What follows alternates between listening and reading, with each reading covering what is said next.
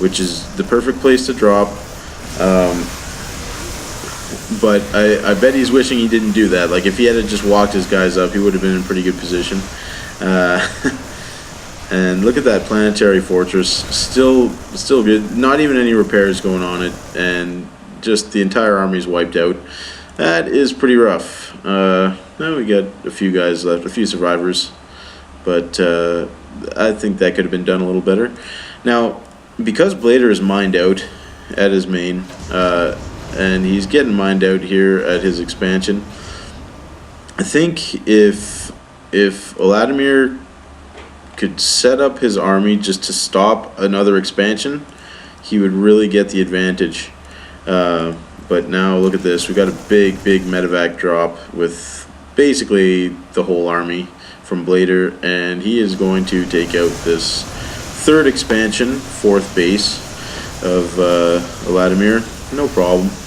And that is definitely a good time to counterattack. The Zerglings take a while to get, or the Zerglings get there too fast. They have to wait for all these slow units to catch up. Bladerr spots it with his medevac. And look at that, like, Bladerr didn't even repair this at all. It's still at only half health. But Eladimir splits up his forces. He sends his Zerglings in to die against all these Marines and Marauders. Finally takes out the planetary fortress, which is a very good move. He looks like he's in a good position now. You know, the SCVs have to mine long distance. The income tab is definitely favoring Eladimir. So he should be able to macro up an army real fast. There's no larvae on any of these hatcheries. He doesn't have a whole lot of minerals. So, like, it looks like because he's mined out at his main, he's almost mined out at this expansion. And this expansion is his only mining expansion. Gets taken out. He's got to send in his ultras to try to save it. But that wasn't going to work out. Here they come. Nice Banelings again. Like, I think the Banelings really have been his best unit in this game. And considering he didn't even use any Banelings up until this point, definitely good play. I like to see it. However, at this point, there's just so many medevacs that it's tough. It is tough to stop a Marine Marauder ball with that many medevacs. They almost have infinite health, so they start moving in. Really good fungal growths. So I like that from the infestors, but at this point, Eladimir has almost no army. He's producing Zerglings because all he had left was some minerals, not much gas. Another nice fungal growth gets off, and Eladimir's spawning in some new Banelings, which is nice. It might get him back in this. He's taking his drones away, which is good. These tanks are just popping away at the drones and just killing everything. So these Banelings and Zerglings have to come down and finish off this ball. Oh, and even an Ultra, so it should be pretty even. Nice fight, and cleans them all up, and should be back in this. Eladimir should be back in this. We got a new base up for Bladerr. He's still managed to save all of his medevacs because he's got no Hydras. Eladimir has no Hydras to clear those up, so I mean, I don't think he's going to be able to do much with this one Ultra and these few Zerglings. However, Bladerr has no, well, he's hiding an army somewhere. I guess this 2250 and 1425 is, it's all up here, so he's keeping them hidden away. I think he's trying, he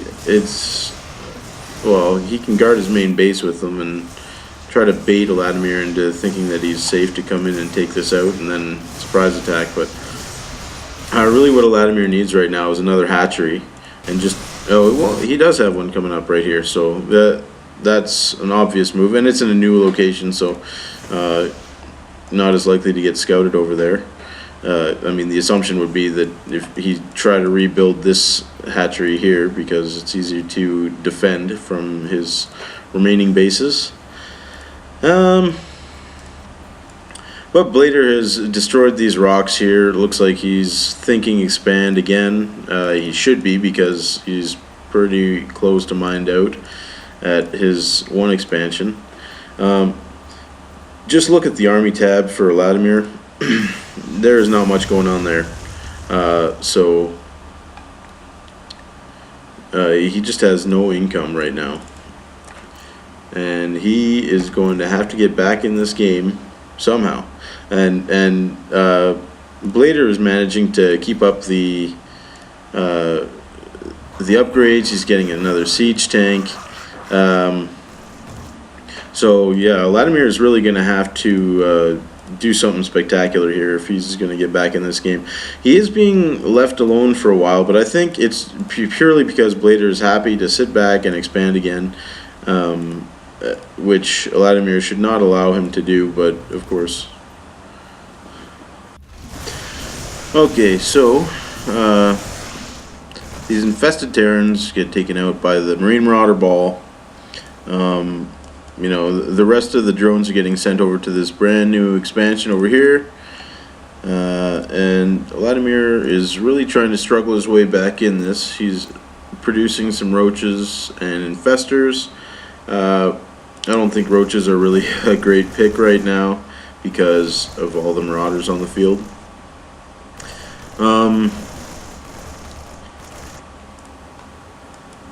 And more drones getting sent over. We got roach popping out here. Just trying to bolster up this army, I guess. He's getting a variety of things to try to deal with this one mass of Marines and Marauders. And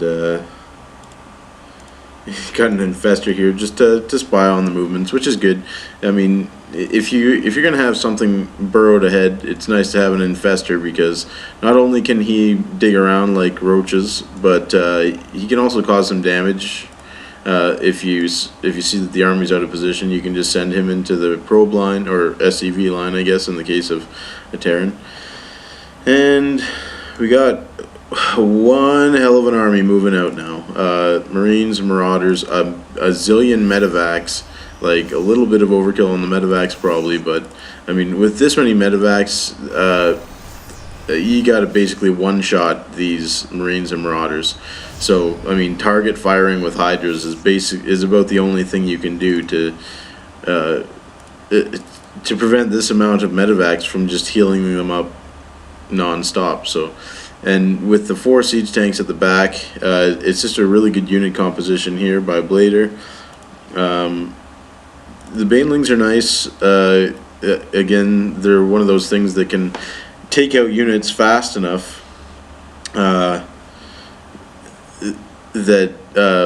I mean, the Marauders might die too fast for the medevacs to heal. I wonder what that, and we got a medevac there holding a Marine in it. You know, a bit of a cheeky fungal growth there. One fungal growth isn't going to do a whole lot of damage to the medevacs here, but if he doesn't, you know, if he has no SCV there to repair them, if you can just non-stop fungal growth, you know, you could actually take out 6 or 7 medevacs for the cost of, you know, 3 or 4 infestors. So, oh, here comes the Raven. So that's going to put a stop to any kind of infestor play. You know, he'll be able to see the Brood infestors, and really Bladerr should have had a Raven out way earlier, but I mean, apparently he doesn't need it at this point. Just the size of the armies, just no contest now.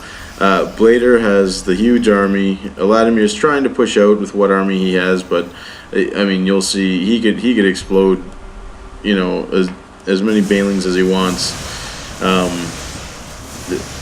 These guys could probably absorb it, you know, for a 2,400 mineral army. So, and you know, the Banelings just do a little bit of damage to the front line. Don't even get through the Marauders. It's a really good unit placement here, having the Marauders in front, then the Marines, and then more Marauders in the back. Having the Marines in the middle of the ball is really protecting them from a lot of the damage of those Banelings.